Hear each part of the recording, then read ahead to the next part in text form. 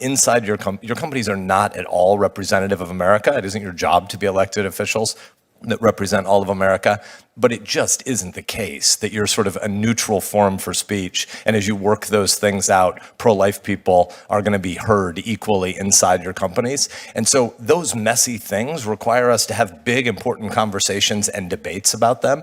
And to Senator Hawley's point, there are times when it sounds just unbelievably opaque. The language of transparency is used, and yet it's almost impossible to get straight answers many times from the companies.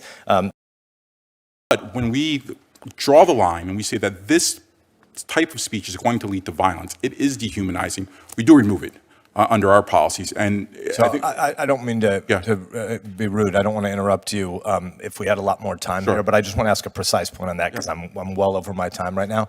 A lot of the context of this debate is around the pro-life movement. And when you bring up violence, there's violence in an abortion. It's in the abortion. Can you explain to me how the pro-life position is in any way violent and how any community standards could ever say a pro-life person's speech should be shut down because somehow there's I don't follow from this how I could understand how you could say that a whole bunch of positions that are advocating the most extreme abortion laws that exist on earth, the US, China, North Korea, and Vietnam, are the only nations that allow abortion until moments before delivery. Out of 200 countries, there are 4 on earth that do that. We're one of those 4. There's clearly violence associated with that conversation. It's on the abortion advocate side of the debate.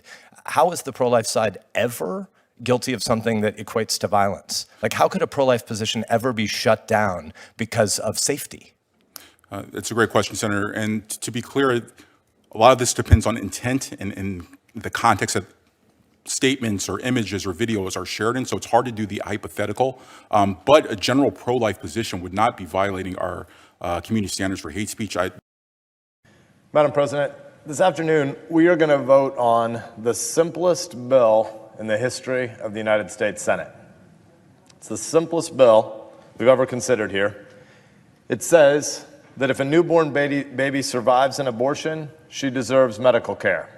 That's the bill. That's it. Sadly, a lot of senators are going to come to the floor and they're going to read, or they're planning to read, I hope they reconsider, but they're planning to read talking points that were written for them by Planned Parenthood, and they're going to talk about a whole bunch of stuff that doesn't have anything to do with the bill that we actually have before us. And they're going to talk about a whole bunch of stuff that doesn't have anything to do with the bill that we actually have before us. Senators are going to muddy the issue, and sadly, too many in the press are going to report with headlines like abortion restrictions and with anti-science jargon like a fetus that was born. That was an actual portion of a headline this morning, a fetus that was born. Sadly, a lot of folks seem determined to look the other way. Looking the other way from the issue that we're considering today in this body shouldn't be an option.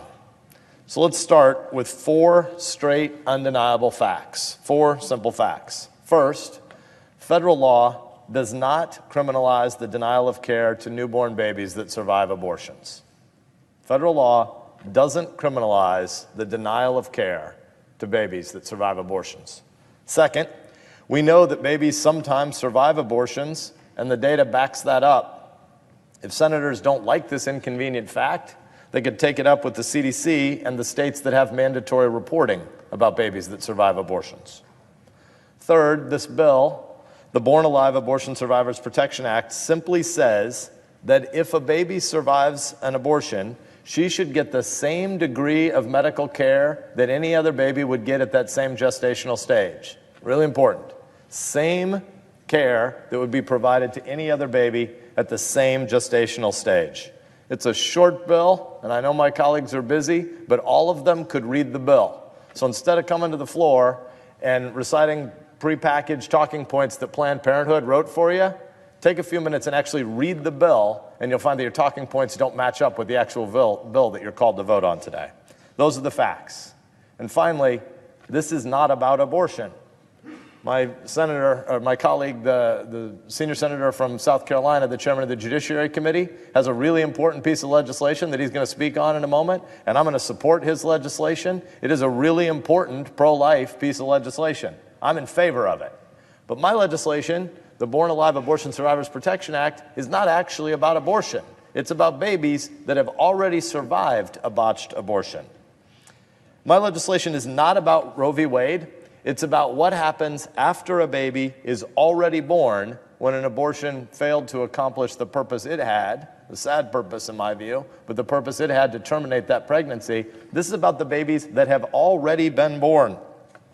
This is about whether that baby who has survived the abortion and is now laying on the abortion table or on the medical table, whether or not that cold, naked baby alone has a right to medical care. And we all know the answer. The answer is, of course she does. Every baby dies if you leave her to passively die of exposure. Whether she was born in a gold-plated hospital with a lot of fancy, expensive cars in the parking lot outside that NICU unit, or whether or not she was born in the unfortunate circumstances of an abortion clinic in a strip mall, every little baby that's already been born, they'll die if you deny care to them. And so, of course, we shouldn't do that. Of course, the United States Senate should stand up and defend those babies. We all know that denying care to the most vulnerable among us is barbaric. And this body ought to be able to stand 100-0 against that barbarism. It's inhumane and it's passive infanticide, and the Senate should today condemn and prohibit that practice.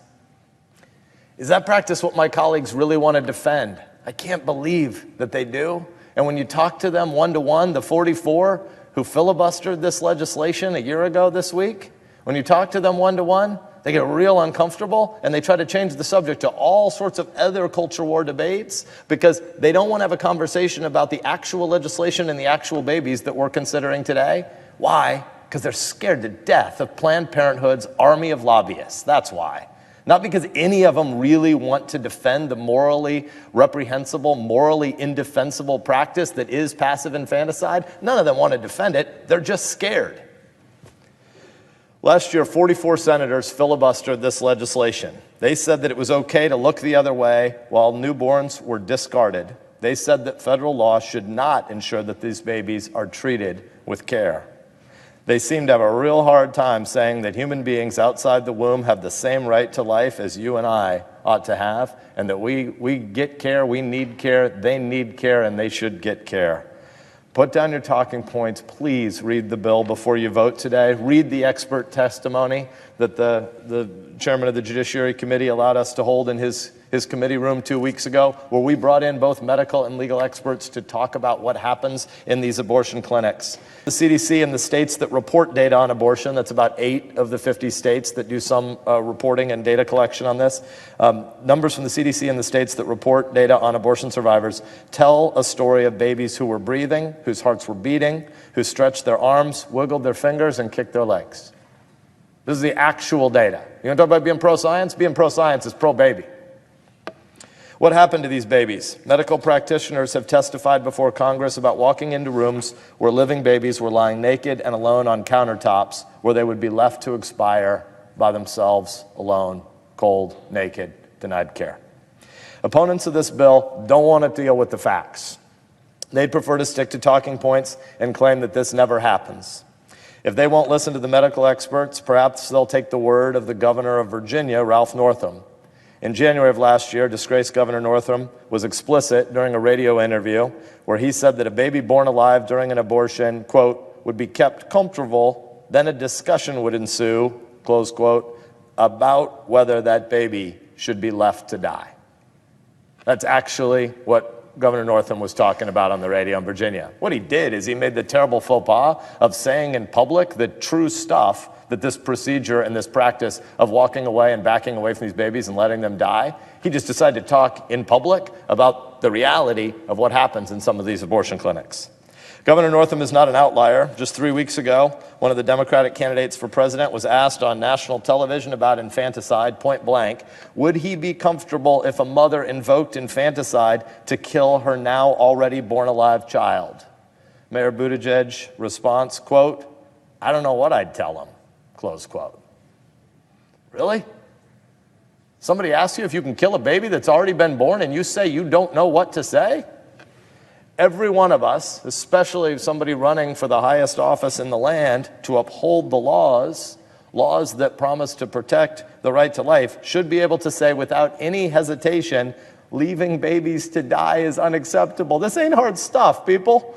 There are actually some hard debates we have in this chamber. This isn't one of them. This is about babies that have been born alive and whether or not you can decide to kill them. There's really no debate to be had here, which is why so many people who were planning to speak on the other side decided not to speak this afternoon, because you can't defend the morally reprehensible procedure that is backing away, that is passive infanticide. There are no exceptions. There are no special circumstances. We should protect every human being, no matter how small they are, no matter how weak they are. And if the Senate says that it's okay to ignore born-alive babies, what we're really saying is we are okay with a society where some people count more than other people. We'd be saying that we want a society where some people can be pushed aside if other people decide those folks are inconvenient. A society where we can dispose of you if you happen to come in the world a certain way. It's unbelievably telling that Planned Parenthood, NARAL, which is the extremist abortion lobby, and their armies of lawyers and slick public relations teams and influence peddlers cannot draw this line. It's pretty amazing. This bill is not about abortion. Again, I want to be clear, we're voting on two things today. One of them is a piece of legislation about abortion. It's the pain-capable bill. Lindsey Graham, the chairman of the Judiciary Committee, is going to speak in favor of it in a minute, and I'm an original co-sponsor of his legislation. I support it, and I'm going to wholeheartedly vote for it. But the other piece of legislation we're going to vote on today isn't actually even about abortion. This should be 100-0 no-brainer. This bill is not about Roe v. Wade. This bill will not change one word of abortion law in the United States. And my colleagues can vote up or down, but they can't pretend that they don't know the stakes of what we're talking about. America is a country built on the beautiful principle of equality, and the terms of the Born Alive Abortion Survivors Protection Act are intended to reflect that. A child born alive during a botched abortion should be given the same level of care that would be provided to any other baby born at that same gestational stage, which is just to say, a born alive baby is a human being with fundamental human dignity, which is undeniable. She should receive the care and affection due to every other human being. And today, we have a chance to advance our commitment to human dignity. We can protect those babies who come into the world under the worst of conditions. We can welcome them into a world with love and hope and help and care. My colleagues, please do not turn your backs on those babies. I yield the floor.